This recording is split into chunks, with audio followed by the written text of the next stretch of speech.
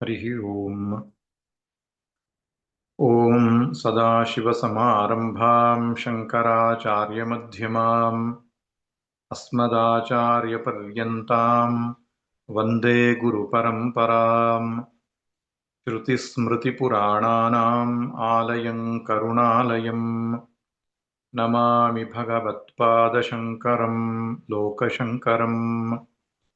शङ्करं शङ्कराचार्यं केशवं बादरायणम् सूत्रभाष्यकृतौ वन्दे भगवन्तौ पुनः पुनः। ईश्वरो गुरुरात्मेति मूर्तिभेदविभागिने व्योमवद्व्याप्तदेहाय दक्षिणामूर्तये नमः। दक्षिणामूर्तये नमः। पार्थाय प्रतिबोधितां भगवता नारायणेन स्वयं व्यासेन ग्रथितां पुराणमुनिना मध्ये महाभारतम् अद्वैतामृतवर्षिणीं भगवतीम् अष्टादशाध्यायिनीम् अम्ब त्वामनुसन्दधामि भगवद्गीते भवद्वेषिणीम्। भगवद्गीते भवद्वेषिणीम्. 8ನೇ ಅಧ್ಯಾಯದ ಚಿಂತನೆಯಲ್ಲಿದ್ದೇವೆ. ನಮಗೆ ಭಗವದ್ ಅನುಗ್ರಹ ಎಂಬಂತೆ ಇವತ್ತು ಭಗವದ್ಗೀತಾ ಜಯಂತಿ, ಮಾರ್ಗಶಿರ ಶುದ್ಧ ಏಕಾದಶಿ. ಆದ್ದರಿಂದ ನಾವು ಭಗವದ್ಗೀತಾ ಅಷ್ಟಮೋಧ್ಯಾಯದ ಸಪ್ತಾಹವನ್ನ ಅಷ್ಟಾಹವಾಗಿ ಮಾಡಿಕೊಂಡೆ. ಅಧ್ಯಾಯವೂ ಅಷ್ಟ ಇದೆ, 8ನೇ ಅಧ್ಯಾಯ. ಆದ್ದರಿಂದ ಗೀತಾ ಜಯಂತಿಯ ನಿಮಿತ್ತವಾಗಿ ಇವತ್ತು 8ನೇ ದಿನ. ಕೊನೆಯ ಶ್ಲೋಕ ಇನ್ನು ಉಳಿದಿದೆ ಚಿಂತನೆಗೆ. ಶ್ಲೋಕ ಸಂಖ್ಯೆ 28 ಉಪಾಸನೆಯ ಮಹತ್ವವನ್ನು ಹೇಳಿ ಈ ಅಧ್ಯಾಯಕ್ಕೆ ಉಪಸಂಹಾರವನ್ನ ಮಾಡ್ತಾ ಇದ್ದಾನೆ ಭಗವಂತ.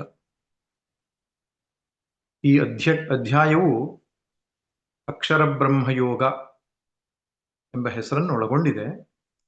ಆದರೆ ಬಹಳ ಮುಖ್ಯವಾದ ವಿಷಯ ಏನಪ್ಪಾ ಅಂದ್ರೆ ಸಗುಣ ಬ್ರಹ್ಮದ ಉಪಾಸನೆ ಮತ್ತು ಕ್ರಮಮುಕ್ತಿ. ಹಾಗಿರುವುದರಿಂದ ಉಪಸಂಹಾರವನ್ನ, ಉಪಾಸನೆಯ ಮಹತ್ವವನ್ನು ಹೇಳುತ್ತಾ ಭಗವಂತ ಮಾಡ್ತಾ ಇದ್ದಾನೆ. 28ನೇ ಶ್ಲೋಕ. ವೇದೇಷು ಯಜ್ಞೇಷು ತಪಸ್ಸು ಚೈವ ದಾನೇಷು ಯತ್ ಪುಣ್ಯ ಫಲಂ ಪ್ರದಿಷ್ಟಂ ಅತ್ಯೇತಿ ತತ್ಸರ್ವಮಿದಂ ವಿದಿತ್ವಾ ಯೋಗಿ ಪರಂ ಸ್ಥಾನಮುಪೈತಿ ಚಾದ್ಯಂ. ಈ ಶ್ಲೋಕದ ಅನ್ವಯ ಹೀಗಿದೆ. ಯೋಗಿ ಇದಂ ವಿದಿತ್ವಾ ವೇದೇಷು ಯಜ್ಞೇಷು ದಾನೇಷು ತಪಸ್ಸು ಚ ಯತ್ ಪುಣ್ಯಫಲಂ ಪ್ರದಿಷ್ಟಂ ತತ್ಸರ್ವಂ ಅತ್ಯೇತಿ ಚ ಆದ್ಯಂ ಪರಂ ಸ್ಥಾನಂ ಉಪೈತಿ. ಇದರ ಅರ್ಥ, ಯೋಗಿ ಇದಂ ವಿದಿತ್ವ. ಇಲ್ಲಿ ಯೋಗಿ ಅಂದ್ರೆ ಸಗುಣ ಬ್ರಹ್ಮ ಉಪಾಸಕ ಅಂತ ಅರ್ಥ. ಯಾಕಂದ್ರೆ ಇಲ್ಲಿ ಈ ಅಧ್ಯಾಯ ಅನ್ನೋದು ಅದಕ್ಕೆ ಮೀಸಲಾಗಿಟ್ಟಂತಹ ವಿಷಯ. ಸಗುಣ ಬ್ರಹ್ಮ ಉಪಾಸಕ ಎನ್ನುವ ಯೋಗಿ. ನೋಡಿ, ಯೋಗಿ ಎಂಬ ಶಬ್ದಕ್ಕೆ ಅರ್ಥ ಯುಜ್ ಧಾತುವಿನಿಂದ ಯೋಗ ಎಂಬ ಶಬ್ದ ಬಂದಿತ್ತು. ಯುಜ್ ಸಂಯೋಗೆ, ಯುಜ್ ಸಮಾಧೌ ಅಂತ ಎರಡು ಅರ್ಥ ಇದೆ. ಯುಜ್ ಅಂದ್ರೆ ಸೇರುವುದು ಅಂತ ಅರ್ಥ. ಎರಡು ಒಂದಕ್ಕೊಂದಕ್ಕೆ ಸೇರಿದ್ರೆ ಅದನ್ನ ಯೋಗ ಅಂತ ಹೇಳ್ತಾರೆ. ಇನ್ನೊಂದು ಸಮಾಧಿ, ಮನಸ್ಸು ಸಮಾಧಾನಗೊಳ್ಳೋದು, ಚಿತ್ತವೃತ್ತಿಗಳು ಶಾಂತವಾಗೋದು, ಅದಕ್ಕೂ ಯೋಗ ಎನ್ನುವಂತಹ ಅರ್ಥ ಇದೆ. ಇಲ್ಲಿ ಯೋಗ ಅನ್ನುವ ಯೋಗಿ ಎಂಬ ಮಾತಿಗೆ ಅರ್ಥ ಇಷ್ಟೇ, ಸಗುಣ ಬ್ರಹ್ಮದಲ್ಲಿ ಒಂದಾಗುವಂತಹ ಸಾಧನೆಯನ್ನು ಅವನು ಮಾಡ್ತಾನೆ. ಆದ್ದರಿಂದ ಯೋಗಿ. ಯೋಗಿಯು ಇದಂ ವಿದಿತ್ವ, ಇದಂ ಅಂದ್ರೆ ಇದನ್ನು ತಿಳಿದುಕೊಂಡು. ಯಾವುದನ್ನು ತಿಳಿದುಕೊಂಡು? ಶಂಕರ ಭಗವತ್ಪಾದರು ಹೇಳ್ತಾರೆ, ಸಪ್ತ ಪ್ರಶ್ನ ನಿರ್ಣಯದ್ವಾರೇಣ ಉಕ್ತಂ ಸಮ್ಯಕ್ ಅವಧಾರ್ಯ ಅನುಷ್ಠಾಯ. ಈ ಅಧ್ಯಾಯದಲ್ಲಿ 7 ಪ್ರಶ್ನೆಗಳ ಮೂಲಕವಾಗಿ ಒಂದಿಷ್ಟು ವಿಚಾರಗಳನ್ನ ವಿಶ್ಲೇಷಣೆ ಮಾಡಿದೆ. ಆರಂಭದಲ್ಲಿ ನಾವು ನೋಡಿದ್ದೆವು, ಬ್ರಹ್ಮ ಅಂದ್ರೇನು, ಅಧ್ಯಾತ್ಮ ಅಂದ್ರೇನು, ಕರ್ಮ ಅಂತ ಹೇಳಿದ್ರೇನು, ಅಧಿಭೂತ ಅಂದ್ರೇನು, ಅಧಿದೈವ ಅಂದ್ರೇನು, ಅಧಿಯಜ್ಞ ಅಂದ್ರೇನು, ಮತ್ತು ಮರಣಕಾಲದಲ್ಲಿ ಈಶ್ವರ ಸ್ಮರಣೆಯನ್ನು ಮಾಡುವುದು ಹೇಗೆ. ಈ 7 ಪ್ರಶ್ನೆಗಳನ್ನೇನು ಅರ್ಜುನ ಕೇಳಿದ್ದ, ಅದಕ್ಕೆ ಉತ್ತರ ರೂಪದಲ್ಲಿ ಇಡೀ ಅಧ್ಯಾಯ ಅನ್ನುವಂಥದ್ದು ಚರ್ಚಿಸಲ್ಪಟ್ಟಿದೆ. ವಿಶೇಷವಾಗಿ ಮರಣಕಾಲದಲ್ಲಿ ಈಶ್ವರ ಸ್ಮರಣೆಯನ್ನು ಅಧಿಕರಿಸಿ ವಿಶೇಷ ಚರ್ಚೆ ನಡೆದಿದೆ. ಅಲ್ಲಿ ಸಗುಣ ಬ್ರಹ್ಮದ ವಿಶೇಷಣಗಳನ್ನ ಹಾಗೂ ನಿರ್ಗುಣ ಬ್ರಹ್ಮದ ಲಕ್ಷಣಗಳನ್ನ ವರ್ಣಿಸಿರುವುದು ಕಾಣುತ್ತೆ. ಇದನ್ನ ಅರಿತುಕೊಂಡು ಸಗುಣ ಬ್ರಹ್ಮವನ್ನ ಚೆನ್ನಾಗಿ ಉಪಾಸನೆ ಮಾಡುವಂತಹ ಒಂದು ವ್ಯವಸ್ಥೆಗೆ ವಿದಿತ್ವ ಅನ್ನೋ ಶಬ್ದವನ್ನು ಬಳಸಿದ್ದಾರೆ. ವಿದು ಧಾತುವಿಗೆ ಅರ್ಥ ಜ್ಞಾನೇ, ತಿಳ್ಕೊಳ್ಳೋದು ಅಂತ ಅರ್ಥ. ಇದನ್ನು ತಿಳಿದುಕೊಂಡು ಅಂದ್ರೆ ಅರ್ಥಾತ್ ಸಗುಣ ಬ್ರಹ್ಮ ಉಪಾಸನಾ ಕ್ರಮವನ್ನು ತಿಳಿದುಕೊಂಡು ಅಂತ ಅಷ್ಟೇ ಅರ್ಥ ಮಾಡಬಾರದು. ಬರೀ ತಿಳಿದುಕೊಂಡ್ರೆ ಸಾಲದು, ಅನುಷ್ಠಾನವನ್ನು ಮಾಡಬೇಕು ಅಂತ ಶಂಕರರು ಸ್ಪಷ್ಟವಾಗಿ ಹೇಳಿದ್ರು. ಸಮ್ಯಕ್ ಅವಧಾರ್ಯ ಅನುಷ್ಠಾಯ. ಯಾಕಂದ್ರೆ ಈ ನಿರ್ಗುಣ ಬ್ರಹ್ಮದ ವಿಷಯದಲ್ಲಿ ಕೇವಲ ತಿಳಿದುಕೊಂಡ್ರೆ ಸಾಕು. ವಸ್ತುತಂತ್ರ, ಕರ್ತೃತಂತ್ರ ಅಂತ ಕರೀತಾರೆ. ಆತ್ಮಜ್ಞಾನಕ್ಕೆ ವಸ್ತುತಂತ್ರ ಅಂತ ಹೇಳ್ತಾರೆ. ಸರಿಯಾಗಿ ತಿಳಿದುಕೊಂಡ ಮೇಲೆ ಮಾಡಬೇಕಾದದ್ದು ಏನಿಲ್ಲ ಅದರಲ್ಲಿ. ಇದು ಹಾವಲ್ಲ ಹಗ್ಗ ಅಂತ ತಿಳಿದುಕೊಂಡ ಮೇಲೆ ಭಯ ನಿವೃತ್ತಿ ಆಗ್ತದೆ. ಮತ್ತಾಮೇಲೆ ಮಾಡುವಂಥದ್ದೇನಿಲ್ಲ. ತಪ್ಪು ತಿಳುವಳಿಕೆ ನಿವೃತ್ತಿ ಆದ್ರೆ ಆಯ್ತು ಅಷ್ಟೇ. ಈ ಜ್ಞಾನ ಯೋಗ ಆತ್ಮಜ್ಞಾನ ಅನ್ನುವಂಥದ್ದು ಹಾಗೆ. ಅಲ್ಲಿ ಅವಿದ್ಯಾ ನಿವೃತ್ತಿ ಮಾತ್ರವೇ ಆಗಬೇಕಾದದ್ದು. ಆಮೇಲೆ ಮಾಡಬೇಕಾದ ಅನುಷ್ಠಾನ ಏನಿಲ್ಲ. ಹಾಗಾದ್ರೆ ನಿಧಿಧ್ಯಾಸನ ಮಾಡಬೇಕು ಅಂತ ಯಾಕೆ ಹೇಳಿದ್ದು? ಅದಕ್ಕೆ ಕಾರಣ ಇಷ್ಟೇ, ನಾವು ಸಾಧನ ಚತುಷ್ಟಯವನ್ನು ಚೆನ್ನಾಗಿ ಸಂಪಾದನೆ ಮಾಡಿಕೊಂಡು ಜ್ಞಾನ ಯೋಗಕ್ಕೆ ಪ್ರವೇಶ ಮಾಡಿದ್ದರೆ ಕೇವಲ ಶ್ರವಣ ಮನನ ಮಾತ್ರದಿಂದಲೇ ಮೋಕ್ಷವಾಗ್ತಿತ್ತು. ಆತ್ಮಜ್ಞಾನದ ಮಾತ್ರದಿಂದಲೇ ಮೋಕ್ಷವಾಗ್ತಿತ್ತು. ನಾವು ಹಾಗೆ ಮಾಡದೇ ಇರೋದ್ರಿಂದ ಚಿತ್ತದಲ್ಲಿರ್ತಕ್ಕಂತಹ ವಾಸನೆಗಳು ಕ್ಷಯವಾಗುವುದಕ್ಕೆ ದೀರ್ಘಕಾಲ ನಿಧಿಧ್ಯಾಸನದ ಅವಶ್ಯಕತೆ ಇದೆ. ಇಲ್ಲವಾದರೆ ಕೇವಲ ಜ್ಞಾನ ಮಾತ್ರದಿಂದಲೇ ಆತ್ಮಾವಸ್ಥಿತಿ ಅಂತ ಏನಿದೆಯೋ ಅದು ಆಗುತ್ತದೆ. ಅದಕ್ಕೆ ವಸ್ತುತಂತ್ರ ಅಂತ ಹೇಳ್ತಾರೆ. ವಸ್ತುವನ್ನ ಇದ್ದದ್ದನ್ನು ಇದ್ದ ಹಾಗೆ ಅರಿಯುವುದು ಮಾತ್ರ ಕೆಲಸ, ಆಮೇಲೆ ಮಾಡಬೇಕಾದ್ದೇನಿಲ್ಲ. ಇನ್ನೊಂದಿದೆ ಕರ್ತೃತಂತ್ರ ಅಂತ. ಉಪಾಸನೆಗೆ ಕರ್ತೃತಂತ್ರ ಅಂತ ಹೇಳ್ತಾರೆ. ಕರ್ತೃತಂತ್ರ ಅಂದ್ರೇನು? ಕರ್ತುವಿನ ಅಧೀನದಲ್ಲಿದೆ. ತಂತ್ರ ಅಂದ್ರೆ ಅಧೀನದಲ್ಲಿ ಇರುವಂಥದ್ದು. ಸ್ವಾತಂತ್ರ್ಯ ಅಂತ ಹೇಳ್ತಾರಲ್ಲ, ಸ್ವತಂತ್ರ. ತನ್ನ ಅಧೀನದಲ್ಲಿದ್ರೆ ಸ್ವಾತಂತ್ರ್ಯ, ಇನ್ನೊಬ್ಬರ ಅಧೀನದಲ್ಲಿದ್ರೆ ಪರತಂತ್ರ. ಅದನ್ನ ಕರ್ತೃತಂತ್ರ ಅಂತ ಕರ್ತುವಿನ ಅಧೀನದಲ್ಲಿರುವುದು. ಕರ್ತುಂ ಅಕರ್ತುಂ ಅನ್ಯಥಾ ಕರ್ತುಂ. ಒಂದು ವಸ್ತುವನ್ನ ಮಾಡಬಹುದು, ಮಾಡದೇನೂ ಇರಬಹುದು, ಬೇರೆ ರೀತಿಯಲ್ಲೂ ಮಾಡಬಹುದು. ಈ ಸ್ವಾಧೀನತೆ ಇದ್ದಂತಹ ಎಲ್ಲ ಕ್ರಿಯೆಗಳನ್ನ ಕರ್ತೃತಂತ್ರ ಅಂತ ಹೇಳ್ತಾರೆ. ಕರ್ಮವೂ ಕೂಡ ಕರ್ತೃತಂತ್ರ, ಉಪಾಸನೆಯು ಕರ್ತೃತಂತ್ರ. ಆದ್ರೆ ಜ್ಞಾನ ಹಾಗಲ್ಲ. ನನಗೆ ಇಚ್ಛೆ ಬಂದ ಹಾಗೆ ಅದನ್ನ ಅರಿತುಕೊಳ್ತೇನೆ ಅಂತ ಹೇಳುವಾಗಿಲ್ಲ. ಅದು ಹೇಗಿದೆಯೋ ಹಾಗೆ ಅರಿತುಕೊಳ್ಬೇಕು. ಆದ್ರಿಂದ ಉಪಾಸನೆ ವಿಷಯವಾಗಿ ತಿಳಿದುಕೊಂಡ್ರೆ ಸಾಲದು. ಮೊದಲು ತಿಳಿದುಕೊಳ್ಳಬೇಕು, ಚೆನ್ನಾಗಿ ತಿಳಿದುಕೊಳ್ಳಬೇಕು, ಸ್ಪಷ್ಟವಾಗಿ ತಿಳಿದುಕೊಳ್ಳಬೇಕು, ಆಮೇಲೆ ಅನುಷ್ಠಾನ ಮಾಡಬೇಕು. ಆ ರೀತಿ ನಿರ್ಗುಣ ಬ್ರಹ್ಮವನ್ನ, ಸಗುಣ ಬ್ರಹ್ಮವನ್ನ ದೀರ್ಘಕಾಲ ಉಪಾಸನೆ ಮಾಡುವಂತಹ ಒಬ್ಬ ಯೋಗಿ ಯಾವಾತನಿದ್ದಾನೆ, ಅವನು ಅತ್ಯಂತ ಹೆಚ್ಚಳವಾದಂತಹ ಪುಣ್ಯವನ್ನು ಪಡಿತಾನೆ. ಅದು ಹೆಚ್ಚಿನ ಪುಣ್ಯ ಅನ್ನೋದನ್ನ ಕೃಷ್ಣ ಹೇಗೆ ಹೇಳ್ತಾನೆ? ವೇದೇಶು ಯಜ್ಞೇಶು ದಾನೇಶು ತಪಸ್ಸು ಚ 4 ಸಂಗತಿಗಳನ್ನು ನಮ್ಮ ಮುಂದೆ ಇಡ್ತಾನೆ. ಯಾವ್ಯಾವುದರಿಂದ ನಮಗೆ ಪುಣ್ಯ ಬರ್ತದೆ? ಈ 4 ವಿಧಾನಗಳಿಂದ ನಾವೇನ್ ಪುಣ್ಯ ಸಂಪಾದನೆ ಮಾಡ್ತೇವೋ ಅದಕ್ಕಿಂತಲೂ ಹೆಚ್ಚಳವಾದ ಯತ್ ಪುಣ್ಯಂ ಫಲಂ ಪ್ರದಿಷ್ಟಂ ತತ್ಸರ್ವಂ ಅತ್ಯೇತಿ, ಅದೆಲ್ಲವನ್ನು ಅವನು ಮೀರಿ ನಿಲ್ತಾನೆ. ದೃಷ್ಟಾಂತವಾಗಿ 4 ಕೊಟ್ಟಿದೆ. ಶ್ರುತಿ ಸ್ಮೃತಿಗಳಲ್ಲಿ ಪುಣ್ಯ ಸಂಪಾದನೆಗಾಗಿ ಯಾವ ಯಾವ ಸಾಧನೆಗಳನ್ನು ಹೇಳಿದೆಯೋ ಆ ಎಲ್ಲ ಸಾಧನೆಗಳ ಇಂದ ಉತ್ಪತ್ತಿಯಾಗುವ ಪುಣ್ಯ ಏನಿದೆ ಅದಕ್ಕಿಂತ ಹೆಚ್ಚಳವಾದಂತಹ ಒಂದು ಪುಣ್ಯವನ್ನ ಸಗುಣ ಬ್ರಹ್ಮನ ಉಪಾಸಕನು ಪಡೆದುಕೊಳ್ತಾನೆ. ನೋಡಿ, ಹಿಂದೆ ಒಂದ್ ಕಡೆಗೆ ಕೃಷ್ಣ ಹೇಳಿದ್ದ, ಜಿಜ್ಞಾಸುರಪಿ ಯೋಗಸ್ಯ ಶಬ್ದ ಬ್ರಹ್ಮಾತಿ ವರ್ತತೆ.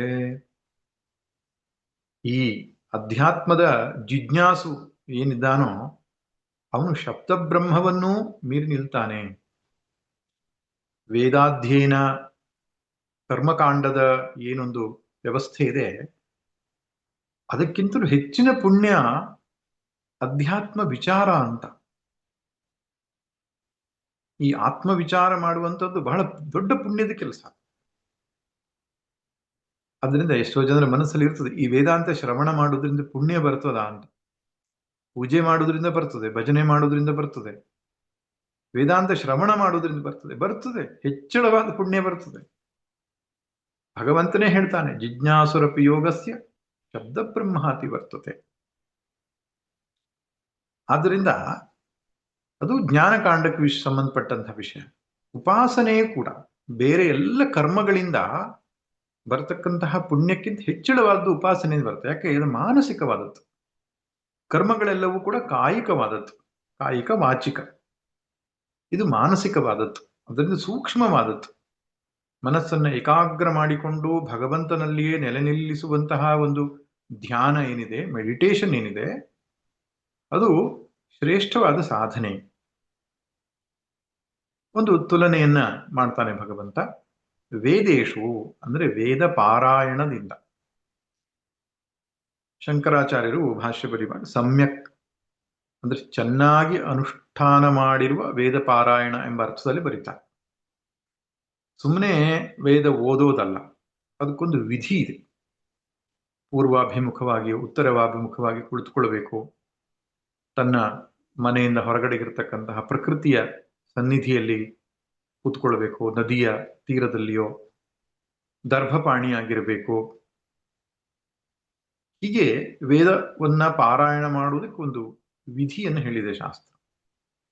ಆ ವಿಧಿಯಿಂದ ಮಾಡಿದರೆ ಅದು ಪುಣ್ಯವನ್ನ ಉಂಟು ಮಾಡುತ್ತೆ. ವೇದಾಧ್ಯಯನ ಅನ್ನೋದು ಒಂದು ಪುಣ್ಯದ ಕೆಲಸ. ಎಷ್ಟೋ ಜನರಿಗೆ ಗೊತ್ತಿಲ್ಲ, ಮನೆಯಲ್ಲಿ ವೇದ ಪಾರಾಯಣ ಮಾಡಿಸಿದ್ರೆ ಒಂದು ಯಜ್ಞ ಮಾಡಿಸಿದ ಹಾಗೆ ಆಗ್ತದೆ. ಈ ಪಾರಾಯಣ ಅನ್ನುವಂಥದ್ದು ಹೊರಟೆ ಹೋಗ್ಬಿಟ್ಟಿದೆ. ಏನಿದು ಸುಂದರಕಾಂಡ ಪಾರಾಯಣ, ದುರ್ಗಾ ಸಪ್ತಶತಿ ಪಾರಾಯಣ, ಗುರುಚರಿತ್ರೆ ಪಾರಾಯಣ, ಇವುಗಳಲ್ಲಿ ಪ್ರಸಿದ್ಧವಾಗಿದೆ ಹೊರತು ವೇದ ಪಾರಾಯಣ ಅನ್ನುವಂಥದ್ದು ಕೂಡ ಅತ್ಯಂತ ಪುಣ್ಯ ಅವನ್ನು ಉಂಟು ಮಾಡುವಂತಹ ಕೆಲಸವಾಗಿದೆ. ಆದ್ದರಿಂದ ವಿಧಿವತ್ತಾಗಿ ಮಾಡಿದಂತಹ ವೇದ ಪಾರಾಯಣದಿಂದ ಹುಟ್ಟಿದಂತಹ ಪುಣ್ಯ ಏನಿದೆಯೋ ಅದೊಂದು. ಇನ್ನೊಂದು ಯಜ್ಞೇಶು, ಅನೇಕ ಬಗೆಯ ಯಜ್ಞಗಳನ್ನ ನಮ್ಮ ಶಾಸ್ತ್ರದಲ್ಲಿ ಹೇಳಿದೆ. ಸೋಮಯಾಗಾದಿಗಳನ್ನ. ಆ ಯಜ್ಞವನ್ನ ಮಾಡೋದ್ರಿಂದ ಏನು ಬರ್ತದೆ? ಪುಣ್ಯ ಬರ್ತದೆ, ವಿಶೇಷವಾದಂತಹ ಪುಣ್ಯ ಉಂಟಾಗ್ತದೆ. ಇನ್ನೊಂದು ದಾನೇಶು, ಯೋಗ್ಯರಾದ ಸತ್ಪಾತ್ರರು ಅಂತ ಹೇಳ್ತಾರೆ. ಸತ್ಪಾತ್ರರಿಗೆ ದೇಶಕಾಲವನ್ನು ಅರಿತು ಕೊಡುವಂತಹ ದಾನ ಏನಿದೆ, ಸಾತ್ವಿಕ ದಾನ, ಅದರಿಂದ ಪುಣ್ಯ ಉತ್ಪತ್ತಿ ಆಗತ್ತೆ. ದಾನ ಮಾಡುವುದರಿಂದ ಪುಣ್ಯ ಬರ್ತದೆ. ಇನ್ನು ತಪಸ್ಸು. ತಪಸ್ಸು ಎನ್ನುವ ಶಬ್ದಕ್ಕೆ ಅರ್ಥ ಏನು? ಟೀಕೆಯಲ್ಲೆಲ್ಲ ಟೀಕಾಕಾರರು ಕ್ರಚ್ರ, ಚಾಂದ್ರಾಯಣ ಈ ರೀತಿಯಾಗಿ ಬರೀತಾರೆ. ಆದರೆ ಶಂಕರರು ಭಾಷ್ಯಗಳಲ್ಲಿ ತಪಸ್ಸು ಅಂತ ಬಂದಾಗಲೆಲ್ಲ ಮನಶ್ಚ ಇಂದ್ರಿಯಾಣಾಂ ಏಕಾಗ್ರ್ಯಂ ಪರಮಂ ತಪಃ ಅಂತ ಹೇಳ್ತಾರೆ. ಮನಸ್ಸು ಮತ್ತು ಇಂದ್ರಿಯಗಳು ಒಂದೇ ಕಡೆಯಲ್ಲಿ ನೆಲೆ ನಿಲ್ಲೋದು ಅಂದ್ರೆ ಭಗವಂತನಲ್ಲಿ ನಿಲ್ಲೋದು ಅಂತ ಅರ್ಥ. ಇಂದ್ರಿಯಗಳನ್ನೆಲ್ಲ ಉಪಸಂಹಾರ ಮಾಡಿಕೊಂಡು ಮನಸ್ಸಿನಲ್ಲಿ ನಿಲ್ಲಿಸಿಕೊಂಡು ಆ ಮನಸ್ಸನ್ನ ಭಗವಂತನಲ್ಲಿ ನೆಲೆ ನಿಲ್ಲಿಸುವಂಥದ್ದು. ಇವತ್ತು ಏಕಾದಶಿ. ಈ ಏಕಾದಶಿ ಎನ್ನುವುದ ತಾತ್ವಿಕ ಅರ್ಥ ಅದೇನೆ.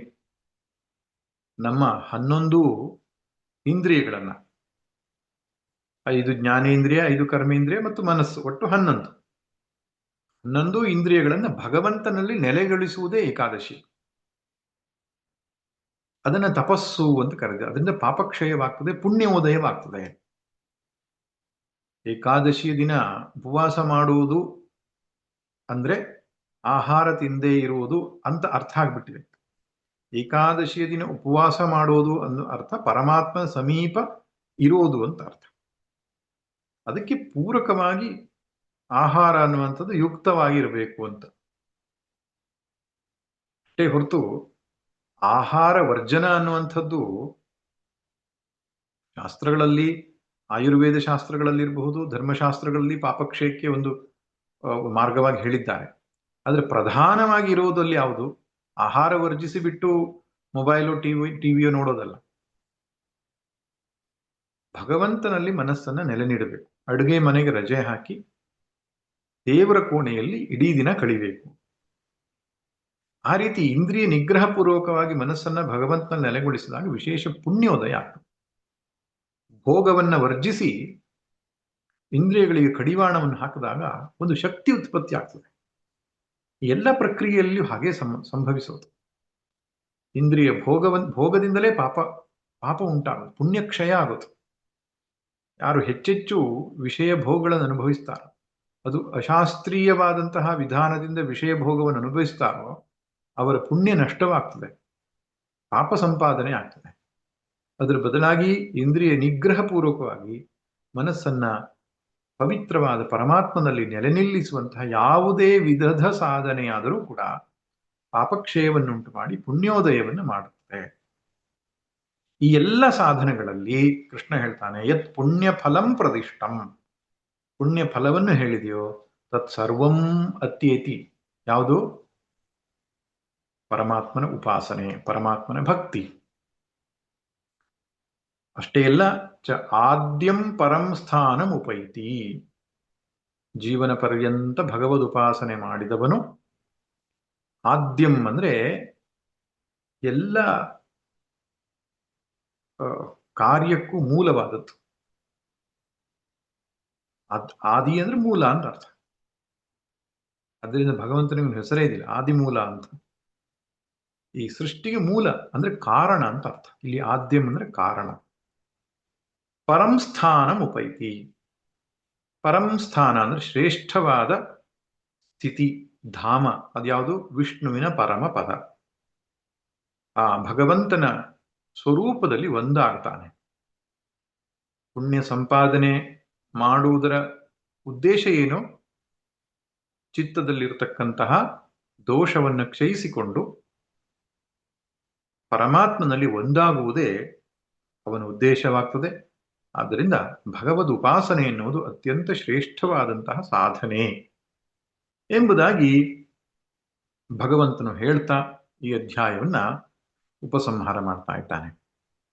ಓಂ ತತ್ಸದಿತಿ ಶ್ರೀಮದ್ಭಗವದ್ಗೀತಾಸೂಪನಿಷತ್ಸು ಬ್ರಹ್ಮವಿದ್ಯಾಯಾಂ ಯೋಗಶಾಸ್ತ್ರೇ ಶ್ರೀಕೃಷ್ಣಾರ್ಜುನ ಸಂವಾದೆ ಅಕ್ಷರಬ್ರಹ್ಮಯೋಗೋ ನಾಮ ಅಷ್ಟಮೋಧ್ಯಾಯಃ. ಅಕ್ಷರಬ್ರಹ್ಮಯೋಗ ಎನ್ನುವುದು ಇದಕ್ಕೆ ಹೆಸರಿಟ್ಟಿದೆ. ಆದರೆ ಇನ್ನೊಂದು ಸಂದರ್ಭದಲ್ಲಿ ತಾರಕ ಬ್ರಹ್ಮ ಯೋಗ ಎಂಬ ಹೆಸರನ್ನು ಇಟ್ಟಿದೆ. ತಾರಕ ಬ್ರಹ್ಮ, ಅಕ್ಷರ ಬ್ರಹ್ಮ ಎರಡು ಒಂದೇ ಅರ್ಥ. ತಾರ ಅಂದ್ರೆ ದಾಟಿಸೋದು ಅಂತ.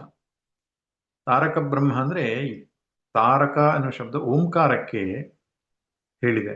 ಓಂಕಾರಕ್ಕೆ ಯಾಕೆ ಹೇಳಿದ್ರೆ ಓಂಕಾರವು ನಮ್ಮ ಸಂಸಾರ ಸಾಗರವನ್ನು ದಾಟಿಸುತ್ತೆ ಅನ್ನೋ ಕಾರಣಕ್ಕೆ. ತಾರಕ ಎಂಬ ಶಬ್ದಕ್ಕರ್ಥ ಧಾತುವಿಗೆ ತರಣೆ, ದಾಟೋದು ಅಂತ ಅರ್ಥ. ಈ ಸಂಸಾರ ಸಾಗರವನ್ನು ದಾಟಿಸುವಂತಹ ಪರಮಾತ್ಮನ ವಿಷಯವಾಗಿ ಹೇಳಿದ್ರೆ ತಾರಕ ಬ್ರಹ್ಮ ಯೋಗ ಎಂಬ ಹೆಸರು ಇದೆ.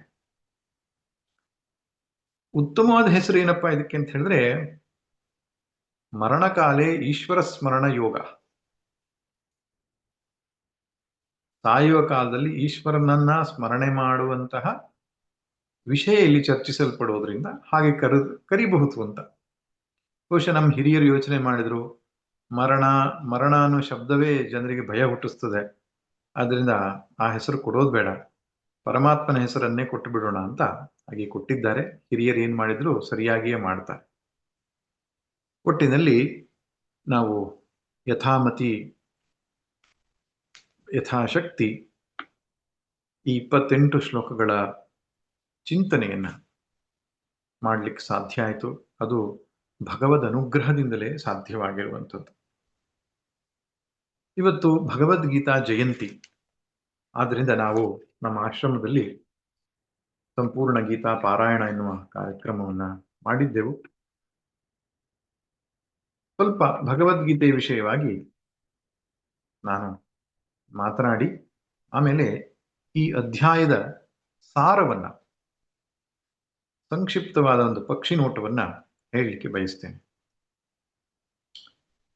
ಈ ಭಗವದ್ಗೀತಾ ಮಹಾತ್ಮೆ ಅಂತ 2 ಕಡೆಗಳಲ್ಲಿ ಬರುತ್ತೆ. ಒಂದು ಸ್ಕಂದ ಪುರಾಣದಲ್ಲಿ ಬರುತ್ತೆ. ಸ್ಕಂದ ಪುರಾಣೆ ಬ್ರಹ್ಮವಿದ್ಯಾಯಾಮ್ ಯೋಗಶಾಸ್ತ್ರೆ ಕೃಷ್ಣಾರ್ಜುನ ಸಂವಾದ ಶ್ರೀ ಗೀತಾಸಾರೇ ಭಗವದ್ಗೀತಾ ಮಹಾತ್ಮ್ಯಂ ಅಂತ ಒಟ್ಟು 14 ಶ್ಲೋಕಗಳನ್ನ ಹೇಳಿದ್ದಾರೆ. ಇನ್ನೊಂದು ಅಂದ್ರೆ ಮಹಾಭಾರತದಲ್ಲಿ ಭೀಷ್ಮ ಪರ್ವದಲ್ಲಿ ಬರ್ತದೆ. ಭೀಷ್ಮರು ಹೇಳಿರ್ತಕ್ಕಂತಹ ಮಾತು, ಅದು ವ್ಯಾಸರು ಹೇಳಿರುವಂತಹ ಮಾತು, ಇದು ಭೀಷ್ಮರು ಹೇಳಿರೋ ಮಾತು. ಆಮೇಲೆ ವೇದವ್ಯಾಸರೇ ಮಹಾಭಾರತದಲ್ಲಿ ಗ್ರಥಿಸ್ತಾರಲ್ಲ ಅದನ್ನ. ಒಟ್ಟಿನಲ್ಲಿ ದೊಡ್ಡವರು ಏನ್ ಹೇಳಿದ್ದಾರೆ ಭಗವದ್ಗೀತೆ ಬಗ್ಗೆ ಅಂತ ನಾವು ತಿಳ್ಕೊಳ್ಬೇಕು. ಅದೊಂದು ಸಾಧಾರಣವಾದಂತಹ ಒಂದು ಪುಸ್ತಕ ಅಲ್ಲ. ಅವರು ಹೇಳ್ತಾರೆ, ಗೀತಾ ಸುಗೀತಾ ಕರ್ತವ್ಯ ಕಿಮನ್ಯೈ ಶಾಸ್ತ್ರ ವಿಸ್ತರೈ ಶಾಸ್ತ್ರ ಸಂಗ್ರಹೈ ಯಾ ಸ್ವಯಂ ಪದ್ಮನಾಭಸ್ಯ ಮುಖ ಪದ್ಮಾದ್ವಿನಿಸೃತ. ಗೀತೆಯನ್ನ ಚೆನ್ನಾಗಿ ಅಧ್ಯಯನ ಮಾಡಬೇಕು. ಸುಗೀತ, ಚೆನ್ನಾಗಿ ಹಾಡಬೇಕು, ಚೆನ್ನಾಗಿ ಕಲ್ತುಕೊಳ್ಬೇಕು. ಅನ್ಯೈಹಿ ಶಾಸ್ತ್ರ ಸಂಗ್ರಹಿ ಕಿಂ, ಬೇರೆ ಬೇರೆ ಶಾಸ್ತ್ರಗಳನ್ನೆಲ್ಲ ಅನೇಕ ಓದೋದ್ರಿಂದ ಏನು, ಗೀತೆಯನ್ನು ಚೆನ್ನಾಗಿ ಕಲ್ತುಕೊಳ್ಳಿ ಅಂತ. ಯಾಕೆಂದ್ರೆ ಸ್ವಯಂ ಪದ್ಮನಾಭನ ಮುಖದಿಂದ ಬಂದಂತಹ ಹಾಡು ಇದು ಅಂತ.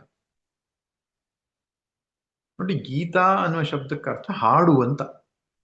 ಅಂತ ಹಾಡುಗಳು ಅನೇಕ ಇದೆ ಪುರಾಣಗಳಲ್ಲಿ, ಮಹಾಭಾರತ ಆದಿಗಳ ಗ್ರಂಥಗಳಲ್ಲಿ ಅನೇಕ ಹಾಡುಗಳಿವೆ. ಸ್ವತಂತ್ರವಾಗಿ ರಚಿಸುವ ಹಾಡುಗಳು ಇವೆ.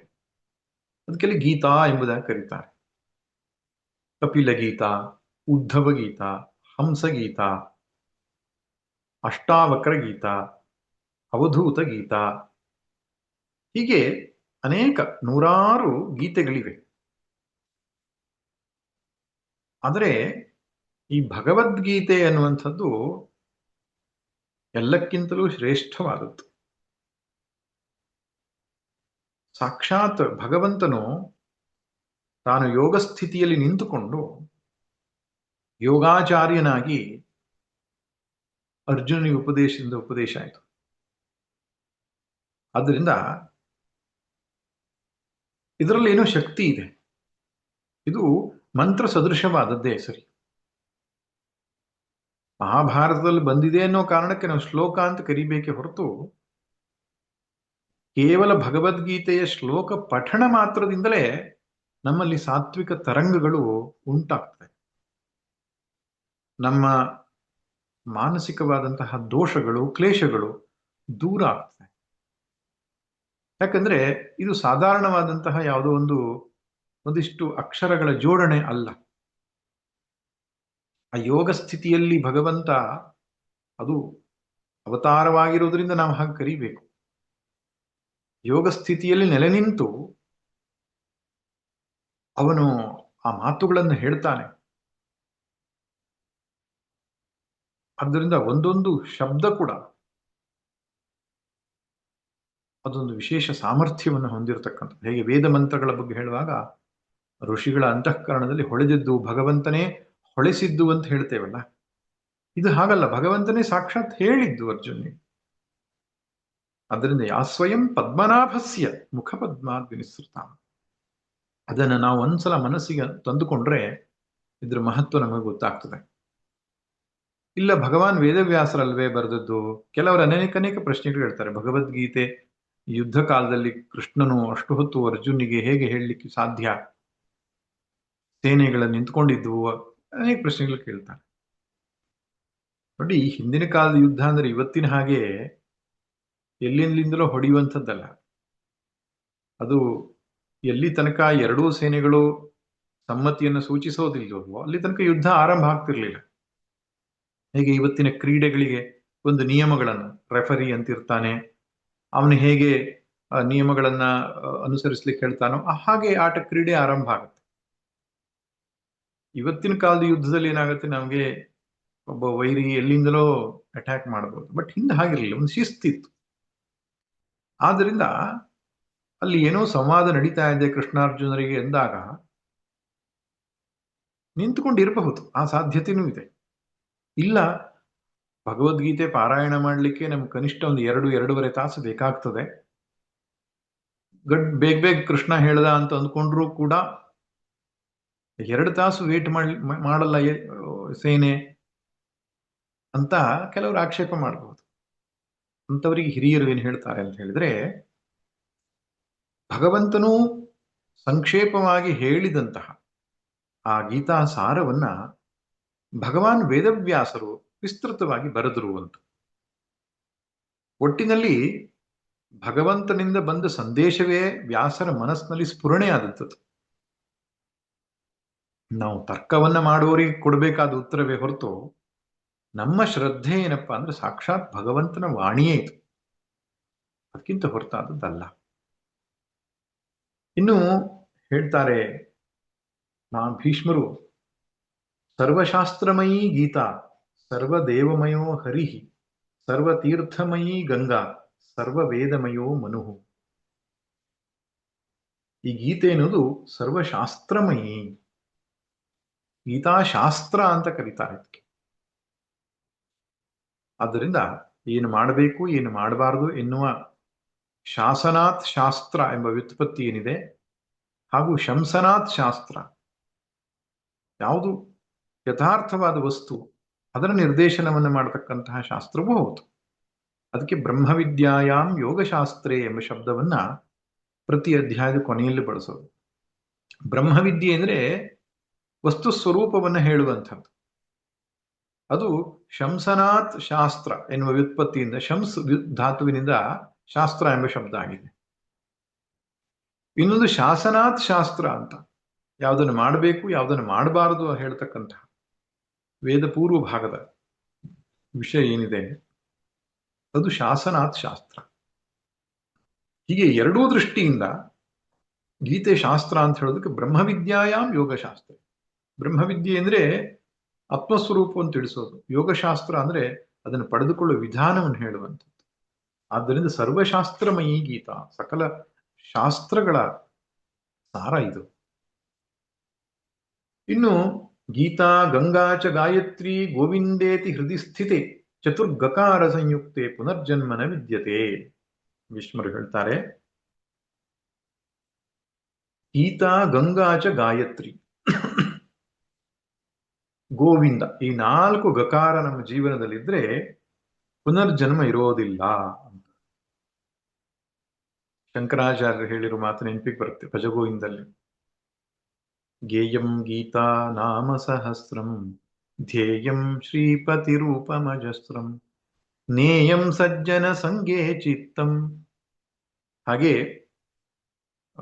ಭಗವದ್ಗೀತಾ ಕಿಂಚಿದಧೀತ ಗಂಗಾಜಲಲವ ಕಣಿಕಾ ಪೀತ ಸಕೃದಪಿ ಯೇನ ಮುರಾರಿ ಸಮರ್ಚ ಕ್ರಿಯತೆ ತಸ್ಯ ಯಮೇನ ನ ಚರ್ಚಾ.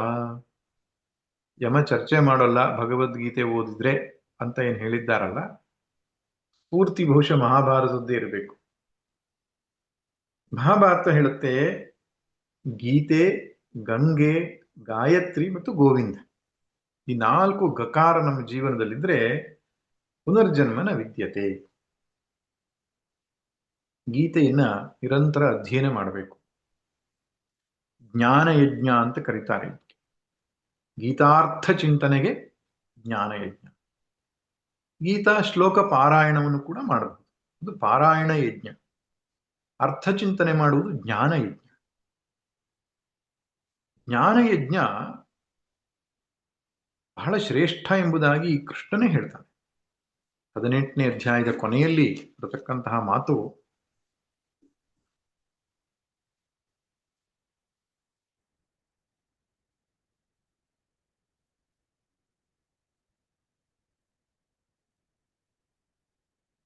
ಅಧ್ಯೇಷ್ಯತೆ ಚ ಇಮಂ ಧರ್ಮಂ ಇದಂ ಧರ್ಮ್ಯಂ ಸಂವಾದ ಮಾವಯೋಹೋ. ನಮ್ಮಿಬ್ಬರ ಈ ಸಂವಾದ ಅನ್ನುವಂಥದ್ದು ಯಾವನು ಅಧ್ಯಯನ ಮಾಡ್ತಾನೋ, ಜ್ಞಾನಯಜ್ಞೇನ, ಅದಕ್ಕೆ ಜ್ಞಾನಯಜ್ಞ ಅಂತ ಕರೆಯಲ್ಪಡುತ್ತೆ. ತೇನಾಹಂ ಇಷ್ಟಸ್ಯಾಮಿತಿ ಮೇ ಮತಿಹಿ. ಅಂಥವ್ರು ನನಗೆ ತುಂಬಾ ಇಷ್ಟ ಆಗ್ತಾರೆ, ಆ ಕ್ರಿಯೆ ನನಗೆ ತುಂಬಾ ಇಷ್ಟ ಎಂಬುದಾಗಿ. ಆದ್ದರಿಂದ ಭಗವದ್ಗೀತೆಯ ಅರ್ಥಚಿಂತನೆ ಅನ್ನೋದು ಒಳ್ಳೆಯ ಸಾಧನೆ. ನಮ್ಮ ಧ್ಯೇಯ ಅನ್ನೋದು ಯಾವಾಗಲೂ ನಮ್ಮ ಮನಸ್ಸಿಗೆ ಹೊಳಿತಾ ಇರಬೇಕು. ಬದುಕಿನ ಗುರಿ ಯಾವುದು ಅಂತ ಅದನ್ನು ಮರಿಬಾರದು. ಮಾಯೆ ಎಷ್ಟು ಪ್ರಬಲವಾಗಿದೆ ಅಂದ್ರೆ ಅದನ್ನು ಮರೆಸೋದ್ರಲ್ಲಿ ಆಕೆ ಸರ್ವಸಮರ್ಥಳು. ಮಾಯೆ ಅಂದ್ರೇನು? ಬಾಹ್ಯ ಪ್ರಪಂಚ.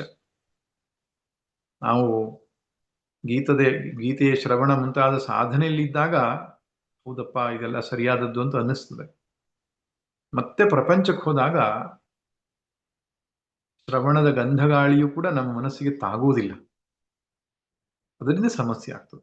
ಯಾವಾಗಲೂ ನಮ್ಮ ಬುದ್ಧಿಗೆ ಗುರಿ ಅನ್ನೋದು ನೆನಪಾಗ್ತಾ ಇರಬೇಕು. ಅದಕ್ಕೆ ಭಗವದ್ಗೀತಾ ಪಾರಾಯಣ ದಿನಕ್ಕೊಮ್ಮೆಯಾದ್ರೂ ಮಾಡ್ಬೇಕು. ಯಾಕೆ? ಅರ್ಥಚಿಂತನೆ. ಪ್ರತಿ ಶ್ಲೋಕ ಓದುವಾಗ್ಲೂ ಅರ್ಥ ನಮ್ಮ ಒಳಗಡೆಗೆ ಹೊಳೆದ್ರೆ ನಮ್ಮ ಗುರಿ ಸ್ಮರಣೆ ಆಗ್ತದೆ ನಮಗೆ. ಆದ್ದರಿಂದ ಗೀತಾ. ಗಂಗಾ, ಶಾಸ್ತ್ರಗಳಲ್ಲಿ ಗಂಗೆಯ ಬಗ್ಗೆ ಸಾಕಷ್ಟು ವಿವರಣೆ ಇದೆ. ಇನ್ನು ಗಾಯತ್ರಿ ಕೂಡ ಶ್ರೇಷ್ಠವಾದ ಮಂತ್ರ ಎಂಬುದಾಗಿ, ಇನ್ನು ಗೋವಿಂದ ಭಗವಂತ ಈಶ್ವರ ಅಂತಹ ಒಂದು ಸಾಧನೆಯನ್ನು ಹೇಳುತ್ತೆ. ಇನ್ನು ನಾನಾಗ ಹೇಳಿದ ಹಾಗೆ ಸ್ಕಂದ ಪುರಾಣ ಒಂದು ಸುಂದರವಾದ ಮಾತು ಹೇಳುತ್ತೆ. ಪಾದಸ್ಯಾಪಿ ಅರ್ಧಪಾದಂ ವಾ ಶ್ಲೋಕಂ ಶ್ಲೋಕಾರ್ಧಮೇವ ವಾ ನಿತ್ಯಂ ಧಾರಯತೆ ಯಸ್ತು ಸ ಮೋಕ್ಷಮಧಿಗಚ್ಚತಿ. ಎಷ್ಟು ಸುಂದರವಾದ ಮಾತು. ಭಗವದ್ಗೀತೆಯ ಪಾದವನ್ನಾದರೂ ಓದಬೇಕಂತೆ ದಿನಕ್ಕೊಮ್ಮೆ ಆದ್ರೂ. ಪಾದಸ್ಯ ಅಪಿ ಅರ್ಧಪಾದಂ ವಾ ಅಂದ್ರೆ ಶ್ಲೋಕದಲ್ಲಿ 4 ಪಾದ ಇರ್ತದೆ. ಧರ್ಮಕ್ಷೇತ್ರೆ ಕುರುಕ್ಷೇತ್ರೆ ಒಂದು ಪಾದ, ಸಮವೇತ ಯುಯುತ್ಸವ 2ನೇ ಪಾದ. 4 ಪಾದಗಳಿರುತ್ತಲ್ಲ, ಅವ್ರು ಹೇಳುತ್ತಾರೆ ಒಂದು ಪಾದವನ್ನಾದ್ರೂ ಹೇಳ್ಬೋದು. ಒಂದು ದಿನಕ್ಕೆ ಪುರ್ಸತ್ತಾಗ್ಲಿಲ್ಲಪ್ಪ ನಮ್ಗೆ, ಒಂದು ಪಾದವಾದ್ರೂ ಹೇಳ್ಬೇಕು. ಅಷ್ಟು ಸಮಯ ಅರ್ಧ ಪಾದವಾದ್ರೂ ಹೇಳ್ಬಹುದು ಅಂತ ಸೌಲಭ್ಯ ಎಷ್ಟು ಕೊಟ್ಟಿದ್ದಾರೆ ನೋಡಿ. ಶ್ಲೋಕಂ ವಾ ಅರ್ಧ ಶ್ಲೋಕಮೇವ, ಇಡೀ ಶ್ಲೋಕ ಹೇಳ್ಬೋದು ಅಥವಾ ಅರ್ಧ ಶ್ಲೋಕ ಹೇಳ್ಬೋದು. ನಿತ್ಯಂ ಧಾರಯತೆ ಯಸ್ತು ಸಮೋಕ್ಷಮಧಿಗಚ್ಚತಿ. ನಿತ್ಯವೂ ಯಾವನು ಚಿಂತನೆ ಮಾಡ್ತಾನೋ ಅವನು ಮೋಕ್ಷವನ್ನು ಪಡಿತಾನೆ ಅಂತ. ಇದು ಹೇಗೆ ಸಾಧ್ಯ ಸ್ವಾಮಿ? ಅರ್ಧ ಶ್ಲೋಕ ಅರ್ಧ ಪಾದ ಹೊಗಳಿಲಿಕ್ಕೆ ಹೇಳಿದ್ದ, ಅದು ಒಂದು ಅರ್ಥ ಏನು, ಅದಕ್ಕೆ ಅರ್ಥವಾದ ಅಂತ ಹೇಳ್ತಾರೆ. ಇಷ್ಟು ಓದಿದ್ರೆ ಇಂಥ ಫಲ ಅಂತ ಹೇಳಿದ ಮೇಲೆ ಪೂರ್ತಿ ಓದಿದ್ರೆ ಹೇಗೆ, ಅದು ಒಂದು ರೀತಿಯ ಅರ್ಥ. ಆದ್ರೆ ಇನ್ನೊಂದು ಅರ್ಥ ಏನು ಅಂದ್ರೆ, ಭಗವದ್ಗೀತೆಯ ಒಂದೊಂದು ಶ್ಲೋಕಗಳು ಕೂಡ ಒಂದೊಂದು ಸೂತ್ರದ ಹಾಗೆ. ಅದು ಆಟಮ್ ಬಾಂಬ್ ಅಂತ ಹೇಳ್ತಾರಲ್ಲ ಹಾಗೆ ಅನೇಕ ಅರ್ಥಗಳನ್ನ ಅದ್ರ ಒಳಗಡೆಗೆ ಸೇರಿಸಿಟ್ಟಿರೋದ್ರಿಂದ ಒಂದೇ ಶ್ಲೋಕ ಸಾಕು, ಅಥವಾ ಅರ್ಧ ಶ್ಲೋಕವೇ ಸಾಕು. ಅನೇಕ ಅರ್ಥವನ್ನು ಅದು ಒಳಗೊಂಡಿದೆ. ಅದನ್ನು ಸರಿಯಾಗಿ ಚಿಂತನೆ ಮಾಡಿದರೆ ಮೋಕ್ಷ ಅಧಿಗಚ್ಚತಿ, ನಿಶ್ಚಿತವಾಗಿ ಮೋಕ್ಷವನ್ನು ಪಡಿತಾನೆ. ಆ ಅರ್ಥದಲ್ಲಿ ಅದನ್ನು ನಾವು ತಿಳಿದುಕೊಳ್ಳಬೇಕು. ಇನ್ನೊಂದು ಮಾತು ಬರುತ್ತೆ, ಮಲ ನಿರ್ಮೋಚನಂ ಪುಂಸಾಂ ಗಂಗಾ ಸ್ನಾನಂ ದಿನೇ ದಿನೇ ಸಕೃದ್ ಗೀತಾಂಭಸಿ ಸ್ನಾನಂ ಸಂಸಾರ ಮಲನಾಶನಂ. ಗಂಗಾ ಸ್ನಾನವನ್ನು ಮಾಡಿದ್ರೆ ಶರೀರದ ಮಲ ಅನ್ನುವಂಥದ್ದು ಹೋಗ್ತದೆ. ಅದು ಪ್ರತಿದಿನ ತೊಳ್ಕೊಳ್ಬೇಕು. ಮಾರನೇ ದಿನ ಮತ್ತೆ ಮಲ ಉತ್ಪತ್ತಿ ಆಗತ್ತೆ, ಮತ್ತೆ ತೊಳೆದುಕೊಳ್ಬೇಕು. ಆದರೆ ಸಕೃತ್ ಗೀತಾಂಬಸಿ, ಗೀತೆ ಎಂಬಂತಹ ನೀರಿನಲ್ಲಿ, ಗೀತೆ ಎಂಬ ಸರಿತ್ತಿನಲ್ಲಿ ಸ್ನಾನವನ್ನು ಒಮ್ಮೆ ಮಾಡಿದ್ರೆ ಸಾಕು. ಸಂಸಾರ ಮಲನಾಶನಂ, ಈ ಸಂಸಾರ ಎನ್ನುವಂತಹ ಮಲವನ್ನು ಅದು ತೊಳೆದು ಹಾಕುತ್ತೆ ಎಂಬುದಾಗಿ ಗೀತಾ ಮಹಾತ್ಮೆಯು ಭಗವದ್ಗೀತೆಯ ಬಗ್ಗೆ ಹೇಳುತ್ತೆ. ಇನ್ನು ನಾವು ಗೀತೆಯ ವಿದ್ಯಾರ್ಥಿಗಳೇ ಆಗಿರುವುದರಿಂದ ಇದರ ವಿಶೇಷತೆಯನ್ನ ಹೆಚ್ಚು ಹೇಳುವ ಅವಶ್ಯಕತೆ ಇಲ್ಲ. ವೇದದ ಸಾರಭೂತವಾದದ್ದೇ ಭಗವದ್ಗೀತೆ ಎಂಬುದು ನಮ್ಮೆಲ್ಲರ ಅಭಿಪ್ರಾಯ. ಆ ಭಾವನೆ ಇಟ್ಟುಕೊಂಡು ಗೀತಾ ಅಧ್ಯಯನವನ್ನು ಮಾಡೋಣ. ಭಗವದ್ಗೀತೆಯನ್ನ ಚೆನ್ನಾಗಿ ಅಧ್ಯಯನ ಮಾಡಿಬಿಟ್ರೆ ಸಾಧನೆಗೆ ಬೇಕಾದಂತಹ ಎಲ್ಲ ಮಾಹಿತಿಗಳು ನಮಗೆ ಇದರಲ್ಲಿ ಲಭ್ಯವಾಗುತ್ತೆ. ಇನ್ನು 8ನೇ ಅಧ್ಯಾಯದ ಒಂದು ಸಂಕ್ಷಿಪ್ತವಾದ ಚಿಂತನೆಯನ್ನು ಮಾಡಿ ಇವತ್ತಿನ ಉಪನ್ಯಾಸವನ್ನು ಮುಗಿಸೋಣ. ಈ 8ನೇ ಅಧ್ಯಾಯದಲ್ಲಿ ಒಟ್ಟು 28 ಶ್ಲೋಕಗಳಿವೆ. 5 ಮುಖ್ಯ ವಿಷಯಗಳು ಇಲ್ಲಿ ಚರ್ಚಿಸಲ್ಪಟ್ಟಿದೆ. ಮೊದಲನೆಯದು, 4 ಶ್ಲೋಕಗಳಲ್ಲಿ ಪಾರಿಭಾಷಿಕ ಶಬ್ದಗಳ ವಿವರಣೆ, 6 ಪಾರಿಭಾಷಿಕ ಶಬ್ದಗಳ ವಿವರಣೆ. 7ನೇ ಅಧ್ಯಾಯದ ಕೊನೆಯಲ್ಲಿ ಭಗವಂತನು ಸೂತ್ರ ರೂಪದಿಂದ ಏನು ಹೇಳಿದ್ದನೋ ಅದರ ವಿಷಯದ ಕುರಿತಾಗಿ ಅರ್ಜುನನು ಮಾಡಿದಂತಹ ಪ್ರಶ್ನೆಗೆ ಉತ್ತರ ರೂಪದಲ್ಲಿ ಭಗವಂತನು ಆ ಪಾರಿಭಾಷಿಕ ಶಬ್ದಗಳ ಅರ್ಥವನ್ನ ಹೇಳ್ತಾನೆ. ಸಂಕ್ಷಿಪ್ತವಾಗಿ ಹೇಳುವುದಾದ್ರೆ, ಬ್ರಹ್ಮ ಎಂದರೆ ಅಕ್ಷರಂ ಪರಮಂ ಬ್ರಹ್ಮ, ನಾಶವಿಲ್ಲದ ಶ್ರೇಷ್ಠವಾದಂತಹ ಆ ನಿರ್ಗುಣ ನಿರಾಕಾರವಾದ ವಸ್ತು ಏನಿದೆಯೋ ಅದೇ ಬ್ರಹ್ಮ. ಅದರ ಸ್ವಭಾವ ನಮ್ಮ ಅಂತಃಕರಣದಲ್ಲಿ ಏನು ತೋರ್ತಾ ಇದೆ, ಸಾಕ್ಷಿ ಚೈತನ್ಯದ ರೂಪದಲ್ಲಿ ಏನು ತೋರ್ತಾ ಇದೆ, ಅದಕ್ಕೆ ಅಧ್ಯಾತ್ಮ ಅಂತ ಕರೀತಾರೆ. ಆ ಬ್ರಹ್ಮದ ಸಚ್ಚಿದಾನಂದ ಸ್ವಭಾವ ಅನ್ನೋದು ವ್ಯಷ್ಟಿಯಲ್ಲೂ ತೋರ್ತಾ ಇದೆಯಲ್ಲ, ಇರವು ಅರಿವು ಆನಂದ ನಮ್ಮೊಳಗೆಯೂ ತೋರ್ತಾ ಇದೆ. ಅದಕ್ಕೆ ಸಾಕ್ಷಿ ಚೈತನ್ಯ ಅಂತ ಹೇಳ್ತಾರೆ. ಅದಕ್ಕೆ ಪ್ರತ್ಯಗಾತ್ಮ ಅಂತ ಹೇಳ್ತಾರೆ, ಅಥವಾ ಆತ್ಮ ಅಂತ ಹೇಳ್ತಾರೆ. ಆ ಆತ್ಮಕ್ಕೆ ಇನ್ನೊಂದು ಹೆಸರು ಅಧ್ಯಾತ್ಮ ಅಂತ.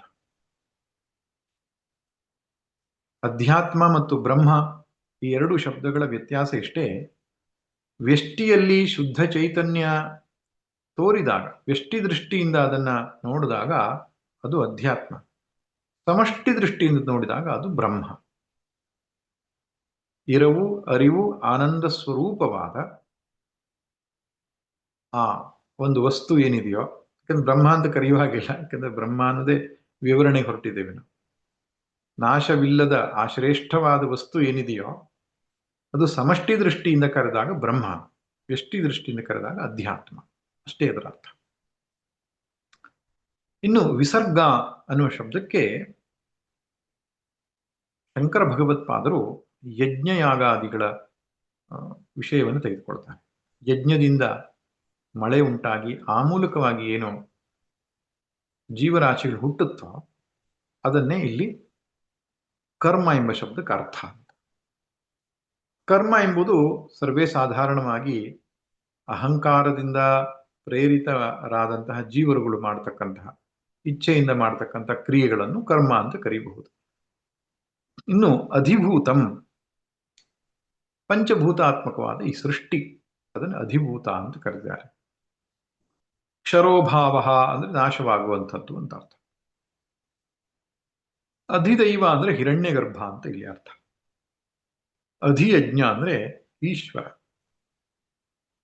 ಪ್ರಾಜ್ಞನಾಮಕನಾಗಿ ಪ್ರತಿಯೊಂದು ಶರೀರದಲ್ಲಿ ಇರುವಂತಹ ಆ ಈಶ್ವರ ಏನಿದಾನೋ ಅವನೇ ಈ ದೇಹದಲ್ಲಿ ಇರುವ ಪರಮಾತ್ಮ.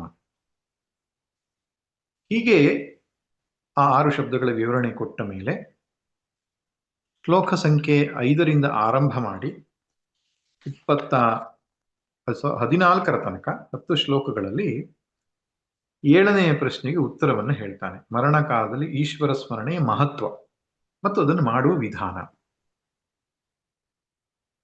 5, 6, 7 ಈ 3 ಶ್ಲೋಕಗಳಲ್ಲಿ ಮರಣ ಕಾಲದಲ್ಲಿ ಈಶ್ವರ ಸ್ಮರಣೆಯ ಮಹತ್ವವನ್ನು ಹೇಳ್ತಾನೆ. 8ರಿಂದ ಆರಂಭ ಮಾಡಿ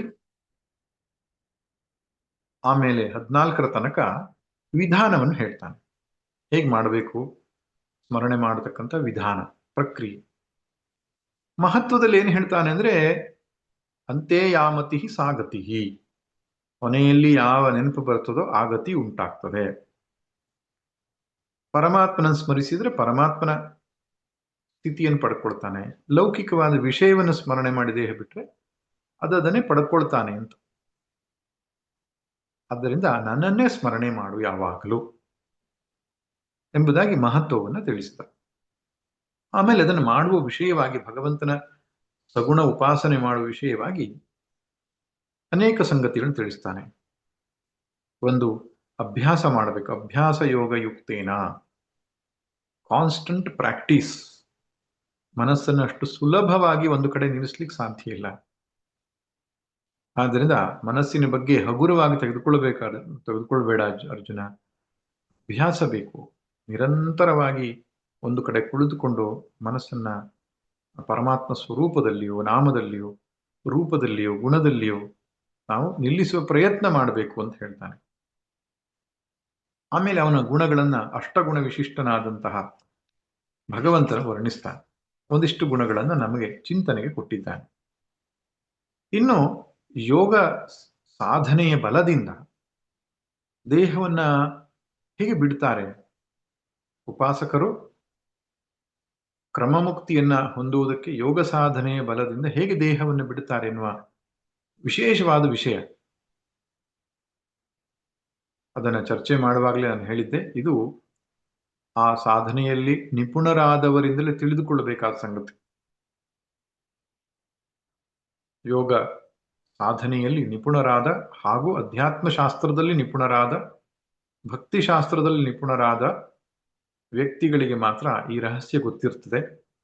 ಜೀವವನ್ನ ಸುಷುಮ್ನಾ ದ್ವಾರದ ಮೂಲಕ ಭೂಮಧ್ಯದಲ್ಲಿ ತಂದು ನಿಲ್ಲಿಸಿ ತದನಂತರ ಬ್ರಹ್ಮರಂಧ್ರವನ್ನ ಭೇದಿಸಿಕೊಂಡು ಆ ಬ್ರಹ್ಮಲೋಕಕ್ಕೆ ಹೋಗಿ ಅಲ್ಲಿ ಮುಕ್ತನಾಗುವ ವಿಧಾನ. ಅದಕ್ಕೆ ಎಷ್ಟೋ ಸಲ ಸನ್ಯಾಸಿಗಳಿಗೆ ಸಮಾಧಿಯನ್ನು ಮಾಡುವಾಗ ನೆತ್ತಿಯ ಮೇಲೆ ತೆಂಗಿನಕಾಯಿ ಹೊಡಿತಾರೆ.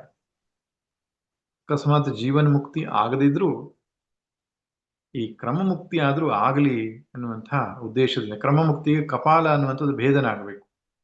ಕಪಾಲ ಭೇದನಕ್ಕೋಸ್ಕರ ನೆತ್ತಿಯ ಮೇಲೆ ಆ ತೆಂಗಿನಕಾಯಿ ಹೊಡೆಯುವಂತಹ ಒಂದು ಕ್ರಮ ಕೆಲವರು ಅನುಸರಿಸ್ತಾರೆ. ಆದರೆ ಅದು ವಿಧಾನ ಹಾಗಲ್ಲ. ಅವನು ಯೋಗ ಮುದ್ರೆಯಲ್ಲಿ ಕುಳಿತುಕೊಂಡು ದೇಹವನ್ನು ಬಿಡತಕ್ಕಂತಹ ಪ್ರಕ್ರಿಯೆ. ಆ ಸಂದರ್ಭದಲ್ಲಿ ಭಗವಂತನನ್ನ ಧ್ಯಾನ ಮಾಡಬೇಕು. ಓಂಕಾರವನ್ನು ಉಚ್ಚರಿಸ್ತಾ ಭಗವಂತನ ರೂಪವನ್ನ ಧ್ಯಾನ ಮಾಡಬೇಕು ಎಂಬುದಾಗಿ ತಿಳಿಸುತ್ತಾ ಮತ್ತೆ ಪುನಃ ಅನನ್ಯ ಚೇತನಾಗಿ ನನ್ನನ್ನ ಸ್ಮರಿಸು ಎಂಬುದಾಗಿ ಹೇಳ್ತಾನೆ. ಯೋಗ ಸಾಧನೆಯಿಂದ ದೇಹ ಬಿಡಲಿಕ್ಕೆ ಯಾರಿಗೆ ಸಾಮರ್ಥ್ಯವಿಲ್ಲವೋ ಅಂಥವರು ಅನನ್ಯವಾಗಿ ಭಗವಂತನನ್ನ ಸ್ಮರಿಸಿದರೆ, ಭಗವಂತನ ಸ್ಮರಣೆಯೊಟ್ಟಿಗೆ ದೇಹ ಬಿಟ್ಟರೂ ತಾನು ಲಭ್ಯನಿದ್ದೇನೆ ಎಂಬುದಾಗಿ. ಇದು ನಮ್ಮೆಲ್ಲರಿಗೂ ಸರಳವಾದಂತಹ ವಿಧಾನ. ಯಾವಾಗಲೂ ಅವನು ಜಪ ಮಾಡಬೇಕು. ಸರಳವಾದ ಮಾತಿನಲ್ಲಿ ಹೇಳೋದಾದ್ರೆ ಭಗವಂತನ ನಾಮ ಜಪ ತುಂಬಾ ಅದ್ಭುತವಾದ ಸಾಧನೆ. ಇವತ್ತಿನ ಧಾವಂತದ ಜೀವನದಲ್ಲಿ ಪ್ರೀತಿಸಲು ಬಿಡುವಿಲ್ಲ, ನೀತಿ ಕತೆ ಬೇಕಿಲ್ಲ, ಮಾತು ಅಂಗಡಿಯ ಕೊಡುಬಿಡುಗಳಂತೆ, ಯಾತ ನಿರ್ಯಾತಂಗಳೇ ದೊಡ್ಡ ಬದುಕಂತೆ ಅಂತ ಹೇಳುವಂತಹ ಕಲಿಯುಗದ ಈ ಸ್ಥಿತಿಯಲ್ಲಿ ಧ್ಯಾನ, ಪೂಜೆ, ಯಜ್ಞಯಾಗ, ಸ್ವಾಧ್ಯಾಯ ಎಲ್ಲ ಕಷ್ಟ ಅಂತ ಅಂದುಕೊಂಡಿದ್ದೇವೆ. ಅಂಥವರಿಗೆ ಒಂದೇ ಸಾಧನೆ ನಾಮಸ್ಮರಣೆ. ಕಲಿಯುಗದಳು ಹರಿನಾಮವನೆನೆದರೆ ಕುಲಕೋಟಿಗಳು ಧರಿಸುವವು. ಭಾಗವತಾದಿ ಶಾಸ್ತ್ರಗಳಲ್ಲಿ ನಾಮಸ್ಮರಣೆಯನ್ನು ಸಾಕಷ್ಟು ಹೊಗಳಿದ್ದಾರೆ. ಅದರಿಂದ ಅದನ್ನ ನಿರಂತರ ಮಾಡಿದರೆ ತನ್ನನ್ನೇ ಪಡೆದುಕೊಳ್ತಾರೆ ಎಂಬುದಾಗಿ ಹೇಳಿದ್ದಾರೆ 14ನೇ ಶ್ಲೋಕದಲ್ಲಿ. ಇನ್ನು 15ರಿಂದ ಆರಂಭ ಮಾಡಿ 22ರ ತನಕ 3ನೆಯ ಟಾಪಿಕ್ ಯಾವುದಪ್ಪ ಅಂದ್ರೆ 2 ಗುರಿಗಳು. ಪ್ರಪಂಚ ಮತ್ತು ಪರಮಾರ್ಥ ಎನ್ನುವ ಎರಡು ಗುರಿಗಳು. ಅದರ ಒಂದು ತುಲನಾತ್ಮಕ ಅಧ್ಯಯನ ಮಾಡಿ ಪ್ರಪಂಚ ಎನ್ನುವಂಥದ್ದು ದೋಷಪೂರ್ಣವಾದದ್ದು, ಪರಮಾತ್ಮನೇ ನಿರ್ದೋಷವಾದಂತಹ ಶಾಶ್ವತವಾದ ಗುರಿ, ಅದನ್ನೇ ನಾವು ಪಡಿಬೇಕು, ಅದನ್ನೇ ಆಯ್ಕೆ ಮಾಡಿಕೊಳ್ಳಬೇಕು ಅಂತ ಹೇಳಿ ತಿಳಿಸುತ್ತಾ ಆ ಪರಮಾತ್ಮನ ಪಂಚ ಲಕ್ಷಣಗಳನ್ನು ತಿಳಿಸಿಕೊಟ್ಟಿದ್ದಾನೆ. ಅವ್ಯಕ್ತಕ್ಕಿಂತಲೂ ಬೇರೆಯಾದ ಶ್ರೇಷ್ಠವಾದ ಅವ್ಯಕ್ತವು, ಸನಾತನವು, ಆಮೇಲೆ ಅವಿನಾಶಿಯು, ಪರಮಗತಿಯು, ವ್ಯಾಪಕವು ಎಂಬುದಾಗಿ ತಿಳಿಸಿಕೊಟ್ಟಿದ್ದಾನೆ. ಕೊನೆಯದಾಗಿ ಅವನ ಪಡೆಯಲಿಕ್ಕೆ ಭಕ್ತಿ ಎಂಬ ಸಾಧನ, ಅದನ್ನು ಕೂಡ ತಿಳಿಸಿಕೊಟ್ಟಿದ್ದಾನೆ. ಆ ಮೂಲಕ ಎರಡು ಗುರಿಗಳ ಒಂದು ಚರ್ಚೆ ಮಾಡಿದ್ದಾನೆ. ಇನ್ನು ನಾಲ್ಕನೆಯ ವಿಷಯ ಯಾವುದಪ್ಪ ಅಂದ್ರೆ ಎರಡು ಮಾರ್ಗಗಳು, ಕತ್ತಲು ಮತ್ತು ಬೆಳಕಿನ ದಾರಿಗಳು. ಅದನ್ನು ನಾವು ನಿನ್ನೆ ದಿನವೇ ಚರ್ಚೆ ಮಾಡಿದ್ದೇವೆ. ಒಂದು ಶುಕ್ಲಗತಿ, ಇನ್ನೊಂದು ಕೃಷ್ಣಗತಿ. ಒಂದು ಉತ್ತರಾಯಣ, ಇನ್ನೊಂದು ದಕ್ಷಿಣಾಯಣ ಅಂತ ಕರೆಯಲ್ಪಡೋದು. ಒಂದು ಅರ್ಚಿರಾದಿ ಮಾರ್ಗ, ಇನ್ನೊಂದು ಧೂಮಾದಿ ಮಾರ್ಗ. ಹೀಗೆ ಒಂದು ದೇವಯಾನ, ಇನ್ನೊಂದು ಪಿತೃಯಾನ, ಬೇರೆ ಬೇರೆ ಹೆಸರುಗಳಿಂದ ಕರೆಯಲ್ಪಡ್ತಕ್ಕಂತಹ ಉಪಾಸಕರು ಕ್ರಮಮುಕ್ತಿಯ ಮೂಲಕ ಹೋಗುವ ಒಂದು ದಾರಿ. ಇದೊಂದು ಕರ್ಮಿಗಳು ಸ್ವರ್ಗಲೋಕಕ್ಕೆ ಹೋಗುವಂತಹ ಒಂದು ದಾರಿ. ಅದರಲ್ಲಿ ವಿಶೇಷವಾಗಿ ದೇವತೆಗಳನ್ನ, ಆ ದಾರಿಯಲ್ಲಿ ದೇವತೆಗಳು ಆ ಜೀವವನ್ನ ಹೇಗೆ ಕೊಂಡೊಯ್ತಾರೆ ಎಂಬತಕ್ಕಂತಹ ವಿಧಾನವನ್ನ ಹೇಳಿದ್ದಾನೆ. ಹಾಗೆ ನಿನ್ನೆ ದಿನ ನಾವು ನೋಡ್ತಾ ಉತ್ತರಾಯಣ ದಕ್ಷಿಣಾಯಣದ ಕಾಲ ವಿಶೇಷ ಅಲ್ಲ, ಈ ಸಂದರ್ಭದಲ್ಲಿ ಇದು ದೇವತಾ ವಿಶೇಷವಾಗಿ ಇರುವಂಥದ್ದು ಎಂಬುದನ್ನು ನೋಡಿದ್ದೇವೆ. ಮತ್ತು ಕೊನೆಯದಾಗಿ 28ನೇ ಶ್ಲೋಕದಲ್ಲಿ 5ನೇ ಟಾಪಿಕ್ ಯಾವ್ದಪ್ಪ, ಉಪಾಸನೆಯ ಮಹತ್ವ. ಎಲ್ಲ ಸಾಧನೆಗಳಿಂದ ಉಪಾಸನೆಯೇ ಶ್ರೇಷ್ಠ ಎಂಬುದಾಗಿ ಭಗವಂತ ಹೇಳ್ತಾ ಈ ಅಧ್ಯಾಯವನ್ನ ಮುಗಿಸ್ತಾ ಇದ್ದಾನೆ. ಗೀತಾ ಮಾತೆಯು ನಮ್ಮೆಲ್ಲರನ್ನ ಹರಸಲಿ, ನಮ್ಮೊಳಗಿರುವ ಅಜ್ಞಾನಾಂಧಕಾರವನ್ನು ದೂರ ಮಾಡಲಿ. ದೊಡ್ಡ ಅನುಗ್ರಹ ಏನಪ್ಪಾ ಅಂದ್ರೆ ಭಗವದ್ಗೀತೆಯನ್ನು ಅಧ್ಯಯನ ಮಾಡುವಂತಹ ಮನಸ್ಸನ್ನು ನಮಗೆ ಕೊಡ್ಲಿ, ಭಗವಂತನ ಸ್ಮರಿಸುವಂತಹ ಶಕ್ತಿಯನ್ನ, ಬುದ್ಧಿಯನ್ನ ನಮಗೆ ಕೊಡ್ಲಿ. ಯಾಕಂದ್ರೆ ಕಲಿಯುಗದ ಈ ಆಕರ್ಷಣೆ ಪ್ರಭಾವ ಅನ್ನೋದು ಅಷ್ಟು ಪ್ರಬಲವಾಗಿದೆ. ಭಗವಂತನಲ್ಲಿ ಮತ್ತೆ ಮತ್ತೆ ನಾವು ಕೇಳ್ಕೊಳ್ಬೇಕು, ನೀನನ್ನ ಮರೆಯದಿರುವಂತೆ ಮಾಡು, ನೀನು ಬೋಧಿಸಿದಂತಹ ಬೋಧನೆಗಳನ್ನ ಮತ್ತೆ ಮತ್ತೆ ಅನುಸಂಧಾನ ಮಾಡುವ ಶಕ್ತಿ ಕೊಡು ಎಂಬುದಾಗಿ ಭಗವಂತನಲ್ಲೇ ನಾವು ಬೇಡಿಕೊಳ್ಳಬೇಕಾಗಿದೆ. ಆದ್ದರಿಂದ ಗೀತಾಚಾರ್ಯನಾದ ಶ್ರೀಕೃಷ್ಣನಲ್ಲಿ ಸರಸ್ವತಿ ಸ್ವರೂಪವಾದಂತಹ ಭಗವದ್ಗೀತಾ ಮಾತೆಯಲ್ಲಿ ನಾವು ಪುನಃ ಪುನಃ ನಮಿಸುತ್ತಾ ನಮ್ಮನ್ನ ಸನ್ಮಾರ್ಗದೆಡೆಗೆ ಕೈ ಹಿಡಿದು ಕೊಂಡೊಯ್ಯುವಂತೆ ಬೇಡಿಕೊಳ್ಳೋಣ. ಮತ್ತು ಮುಂದಿನ ಅಧ್ಯಾಯಗಳೇನಿದೆ ಭಗವಂತನ ಅನುಗ್ರಹದಂತೆ ಚಿಂತನೆ ಮಾಡೋಣ. ಮುಂದಿನ ಅಧ್ಯಾಯ 9ನೇ ಅಧ್ಯಾಯ ಡಿಸೆಂಬರ್ ತಿಂಗಳ ಕೊನೆಯ ವಾರದಲ್ಲಿ ಸಪ್ತಾಹ ರೂಪದಲ್ಲಿ ಚಿಂತನೆ ಮಾಡೋಣ. ಆ ಅಧ್ಯಾಯದಲ್ಲಿ ತುಂಬಾ ವಿಶೇಷವಾದಂತಹ ಚಿಂತನೆಗಳೆಲ್ಲ ಇದೆ. ಆದ್ದರಿಂದ ತಾವೆಲ್ಲರೂ ಕೂಡ ಆ ಸಪ್ತಾಹದಲ್ಲಿ ಭಾಗವಹಿಸ್ತೀರಿ ಅಂತ ಬಯಸಿ, ಇಷ್ಟು ದಿನ ಆಸಕ್ತಿಯಿಂದ ಈ ಗೀತಾ ಜ್ಞಾನ ಯಜ್ಞದಲ್ಲಿ ಪಾಲ್ಗೊಂಡಂತಹ ತಮಗೆಲ್ಲರಿಗೂ ಕೂಡ ಭಗವಂತನ ಪೂರ್ಣಾನುಗ್ರಹ ಇರಲಿ ಅಂತ ಪ್ರಾರ್ಥಿಸುತ್ತಾ ನನ್ನ ಮಾತನ್ನು ಮುಗಿಸ್ತೇನೆ. ಸರ್ವೇ ಭವಂತು ಸುಖಿನಃ, ಸರ್ವೇ ಸಂತು ನಿರಾಮಯಾಃ, ಸರ್ವೇ ಭದ್ರಾಣಿ ಪಶ್ಯಂತು ಮಾ ಕಶ್ಚಿತ್ ದುಃಖಭಾಗ್ ಭವೇತ್. ಓಂ ಶಾಂತಿ ಶಾಂತಿ ಶಾಂತಿ. ನಾರಾಯಣ ನಾರಾಯಣ ನಾರಾಯಣ.